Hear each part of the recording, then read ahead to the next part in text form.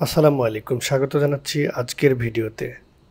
হাওয়াই দ্বীপের দাবানলে মৃতের সংখ্যা এখন দাঁড়িয়েছে ৮০-তে। যুক্তরাষ্ট্রের হাওয়াই রাজ্যের মাউই কাউন্টিতে এক ভয়াবহ দাবানলে মৃতের সংখ্যা বেড়ে ৮০ জনে দাঁড়িয়েছে। এখনও উদ্ধার কার্যক্রম চালিয়ে যাচ্ছেন উদ্ধারকারীরা। দ্বীপটির কর্মকর্তারা এই নারকীয় পরিস্থিতির কারণ নির্ধারণের পাশাপাশি নিয়ন্ত্রণে আনার জোরালো প্রচেষ্টা অব্যাহত রেখেছেন। বার্তা সংস্থা রয়টারের প্রতিবেদনে বলা হয়েছে, দাবানলটি রাজ্যের ইতিহাসে সবচেয়ে মারাত্মক প্রাকৃতিক দুর্যোগ।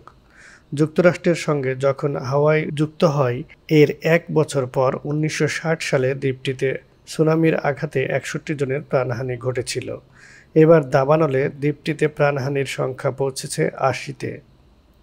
কর্মকর্তারা জানিয়েছেন, ক্যাডেভার কুকুরের মাধ্যমে অনুসন্ধানকারীরা এখনও মৃতদেহ খুঁজছেন। দাবানলের কারণে অন্তত ১,০০০ ভবন পুড়ে গেছে, ঘর ছাড়া হয়েছে হাজার হাজার বাসিন্দা।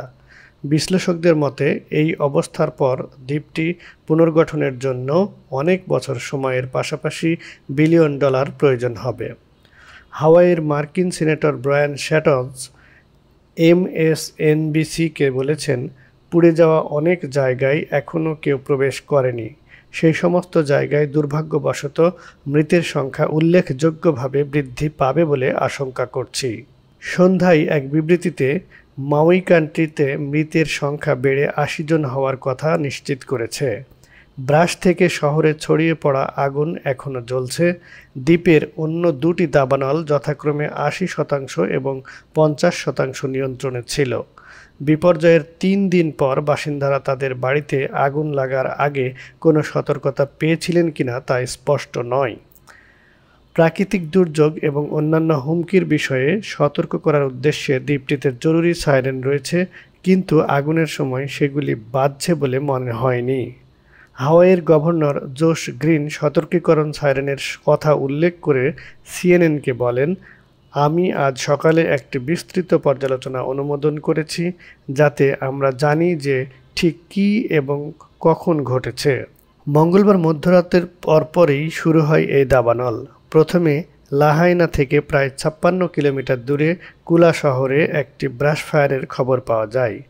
বাসিন্দাদের মতে, এর প্রায় ৫-৬ ঘন্টা পর সেই সকালে লাহাইনা বিদ্যুৎ বিচ্ছিন্ন হয়। তখন থেকেই মাউই কান্ট্রির শত শত চারণভূমি আগুনে পুড়ে গেছে। তবে বিকেল নাগাদ পরিস্থিতি আরও ভয়াবহ হয়ে ওঠে। কাউন্টির হালনাগাদ অনুযায়ী বেলা ৩:৩০টার দিকে লাহাইনার আগুন হঠাৎ জ্বলে ওঠে। শহরের পশ্চিম দিকে হোটেলের অতিথিসহ লোকজনকে নিরাপদ আশ্রয় নেওয়ার নির্দেশ দেওয়া হলে কিছু বাসিন্দা সরে যেতে শুরু করেন। প্রিয় দর্শক, এমন ভয়াবহ অগ্নিকাণ্ডকে কেউ কেউ ইতিহাসের সবচেয়ে বড় দাবানল বলছেন, আবার অনেকে বলছেন কিয়ামতের আলামত দেখল যুক্তরাষ্ট্রের হাওয়াই অঙ্গরাজ্যের বাসিন্দারা। আসলেই কি তাই প্রিয় দর্শক?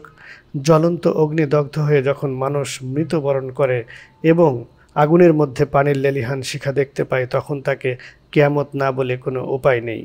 তাই তো বারবার বলা হচ্ছে, কিয়ামতের আলামত দেখল যুক্তরাষ্ট্র। আপনিও কি ঠিক এমনটাই মনে করেন? নিশ্চয়ই আমাদের কমেন্ট সেকশনে লিখে জানাতে পারেন। প্রতিদিন নিত্য নতুন বৈচিত্র্যপূর্ণ খবর জানতে আমাদের চ্যানেলটি সাবস্ক্রাইব করে বেল বাটন প্রেস করে সঙ্গেই থাকুন। আল্লাহ হাফেজ।